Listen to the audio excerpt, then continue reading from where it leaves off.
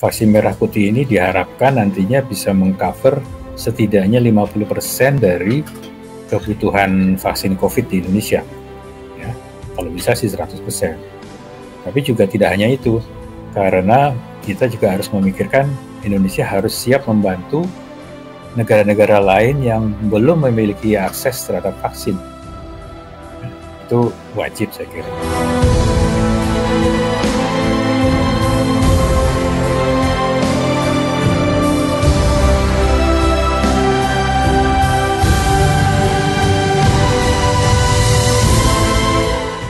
Pemerintah kan menargetkan herd immunity. Herd immunity itu kalau salah tahun ini. Nah, bagaimana ya Pak ini prosesnya dan juga apakah vaksin merah putih bisa mengcover akan hal ini ya Pak? Sejak awal pengembangan vaksin merah putih itu memang ya seperti tadi kita bicarakan ya, kita butuh waktu lama, lebih dari 18 bulan. Ya, karena memang sudah diantisipasi dengan berbagai keterbatasan. Kita mulai juga agak lambat ya, baru bulan April baru mulai jalan, kemudian baru untuk pertama kalinya ya, sehingga memang diperkirakan akan makan waktu 18 sampai 24 bulan untuk bisa mendapatkan vaksin merah putih available di pasar ya. Nah, sambil menunggu itu memang kita sudah sepakat bisa dipergunakan vaksin dari manapun ya, selama dia memenuhi persyaratannya Badan POM dan Kementerian Kesehatan, itu bisa dipakai ya. Jadi vaksin merah putih memang sudah disiapkan untuk bisa dipakai setelah 2 tahun kemudian, baik itu untuk priming ya, untuk vaksinasi yang pertama maupun untuk booster ataukah untuk vaksin-vaksin yang berikutnya ya, karena kita mengantisipasi betul-betul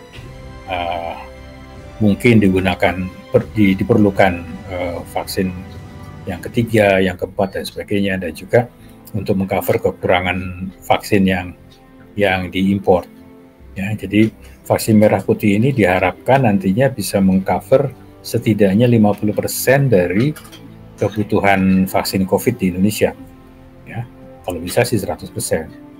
Tapi juga tidak hanya itu, karena kita juga harus memikirkan Indonesia harus siap membantu negara-negara lain yang belum memiliki akses terhadap vaksin.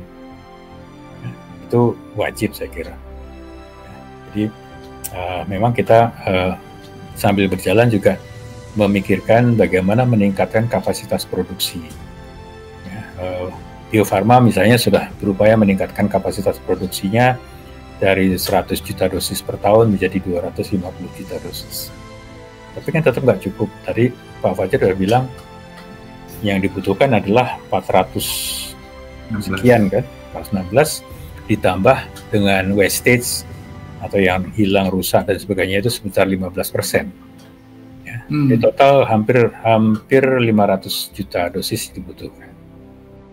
Nah, nanti kekurangan itu mungkin akan ditutupi oleh vaksin merah putih. Ya, setidaknya vaksin merah putih itu harus diproduksi ya sesuai dengan kapasitasnya Bio Farma 250 juta dosis per tahun.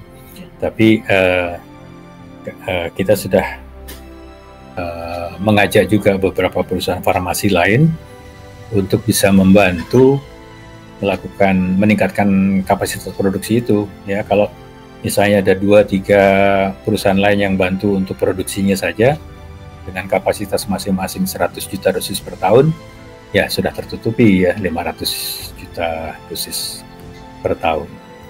Nah, terkait dengan herd immunity itu, saya sangat sependapat dengan Bapak Presiden sebetulnya. Beliau sangat mengharapkan herd immunity ini dicapai pada akhir tahun. Ya, tentu ada banyak alasannya, karena salah satunya adalah terkait tadi yang kita bicarakan. Kita ketahui ada varian-varian baru yang diakibatkan karena mutasi virus. Ya, semakin banyak orang yang diinfeksi, ya artinya kalau si virus itu kita tetap memberi kesempatan untuk mendapatkan host baru, maka kesempatan untuk mutasi akan meningkat. Oleh karena itu, kita harus sesegera mungkin bisa memutuskan rantai penularan. Caranya adalah dengan sesegera mungkin mencapai herd immunity. Ya. Nah, kita udah berupaya setengah mati kan sekarang ini, vaksinasi sudah digenjot supaya mencapai 2 juta dosis per hari. Ya, tapi sekarang kan baru capai 1,5 juta barangkali ya per hari. Nah, di sisi lain kita juga mengetahui pada beberapa orang kadar antibodi sudah mulai menurun. Ya, yang divaksinasi bulan Januari dalam 6 bulan itu sudah mulai menurun. Padahal herd immunity itu kan dihitung bukan dari jumlah orang yang divaksinasi saja, tapi berapa banyak orang yang sudah memiliki kekebalan. Nah, orang yang sudah divaksinasi tapi kemudian kekebalannya turun, itu berarti akan mengurangi kecepatan pencapaian herd immunity kan. Sama seperti kalau kita gunting rumput di lapangan sepak bola kan. Kalau guntingnya pakai harit biasa gitu kan, di satu pojok, nanti sampai di tengah-tengah yang udah dipotong udah tumbuh lagi. Ya. Nah, jadi seperti itu. Jadi kita harus betul-betul mengupayakan ketersediaan vaksin itu betul-betul terjamin sehingga tujuan kita untuk mencapai herd immunity itu bisa diperoleh dalam waktu yang singkat.